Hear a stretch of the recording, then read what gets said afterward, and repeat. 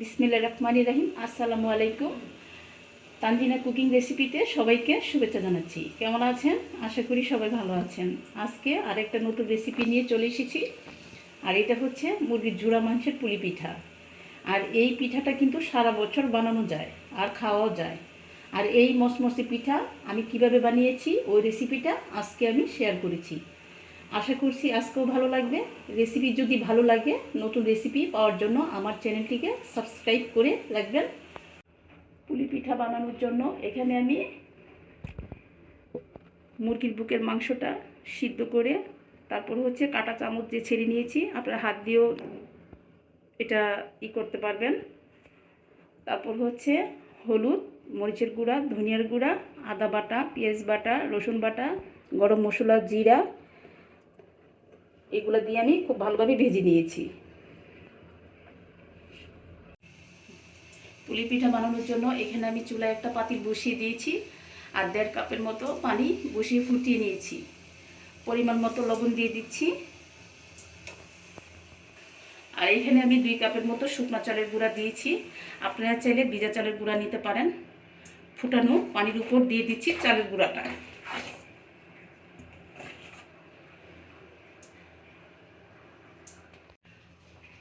আর নিয়েছি 1/2 কাপ ময়দা। আপনারা চাইলে আটা নিতে পারেন। অনেক সময় ভাজা পুলি পিঠা ফেটে যায়, এই জন্য আমি সাথে আটাটা দিচ্ছি। আর ঢাকনা দিয়ে ঢেকে দিচ্ছি 4-5 মিনিটের জন্য। রাস মিডিয়ামে করে দিচ্ছি।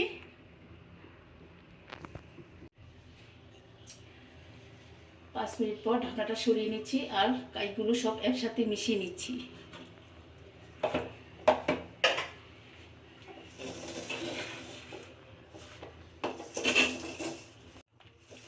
এখানে আমার আর পানি লাগবে না, যদি লাগে গরম পানি অ্যাড করবেন। এখানে আমার পানির পরিমাণ ঠিক আছে। এবার আমি কাইটা নামিয়ে উষ্ণ গরম থাকা অবস্থায় খুব ভালো করে মতে নিব।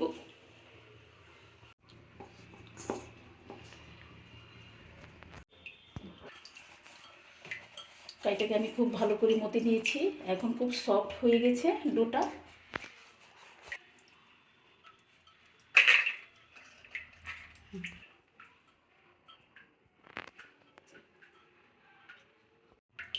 এখন হাতে একটু আমি নিয়ে নিচ্ছি পিঠাপুলি বানানোর জন্য। এই পরিমাণ নিয়েছি। এবার আমি ছোট রুটি তৈরি করব।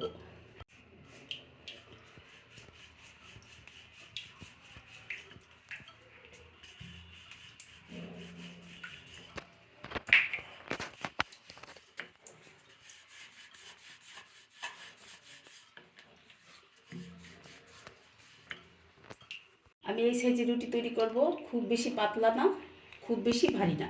এখন এখানে আমি মাংসের পুরটা দিয়ে দিব।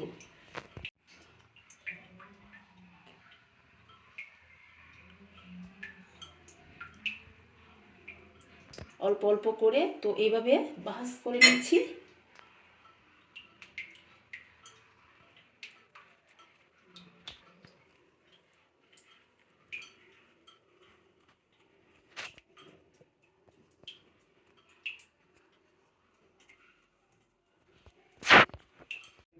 আর মুখটাকে ভালো করে বন্ধ করে দিচ্ছি।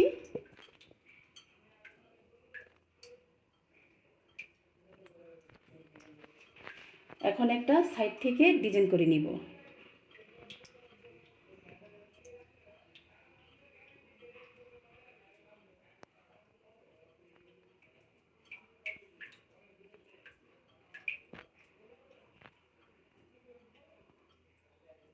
এভাবে চাপ দিয়ে আবার ভাঁজ দিয়ে দিতে হবে।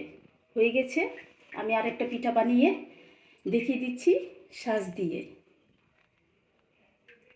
আমি আরেকটা রুটি বানিয়ে দেখিয়ে দিচ্ছি। আমি একটু তেল লাগিয়ে দিয়েছি। আর এরকম সাজ কিন্তু বাজারে পাওয়া যায়।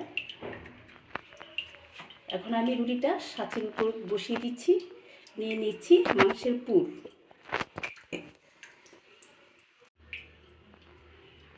পুরটা মাঝামাঝি দিতে হবে।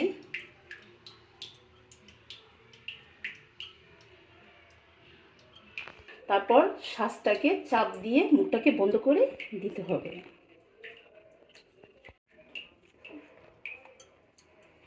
আর বাড়তি রুটিটা ফেলে দিচ্ছি। রুটি হয়ে গেছে।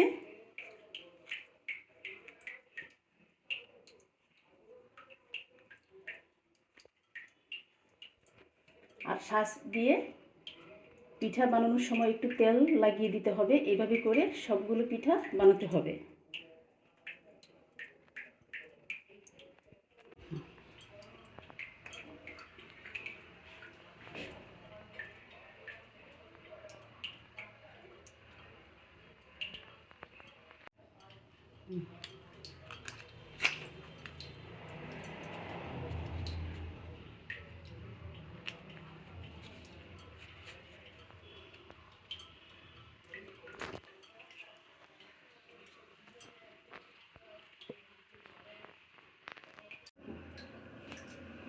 এখন আমি চুলায় প্যান বসিয়ে পর্যাপ্ত পরিমাণ তেল দিয়ে দিচ্ছি।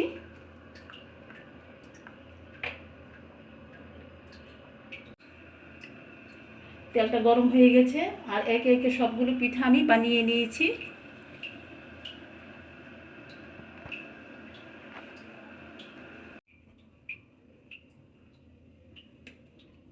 আর এই ভাজা পুলি পিঠা ডুবো তেলে ভাজতে হবে।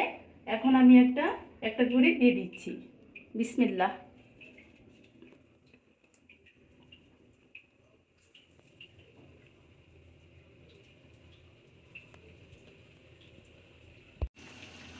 এখানে আমি যে পরিমাণ তেল দিয়েছি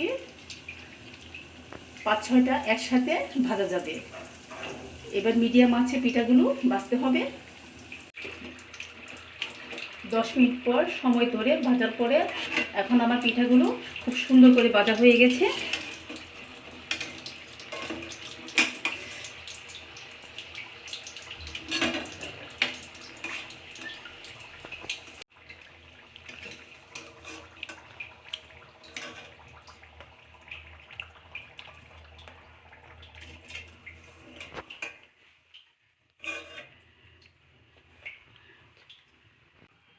আর একটা জিনিস লক্ষ্য করেছেন, পিঠাগুলো কিন্তু ফেটে যায়নি। আমি একটু কাছে থেকে দেখাচ্ছি। আর এটার কারণ হচ্ছে চালের গুঁড়ির সাথে ময়দা দেওয়াতে। এখন পিঠাগুলো সবগুলো পরিবেশন করে নিয়েছি একটা প্লেটে।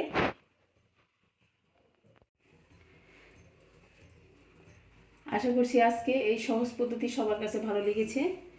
এই মাংসের পুলি পিঠাটা রেসিপি ভালো লাগলে লাইক কমেন্ট শেয়ার করবেন। ভালো থাকবেন, সুস্থ থাকবেন। আল্লাহ হাফেজ।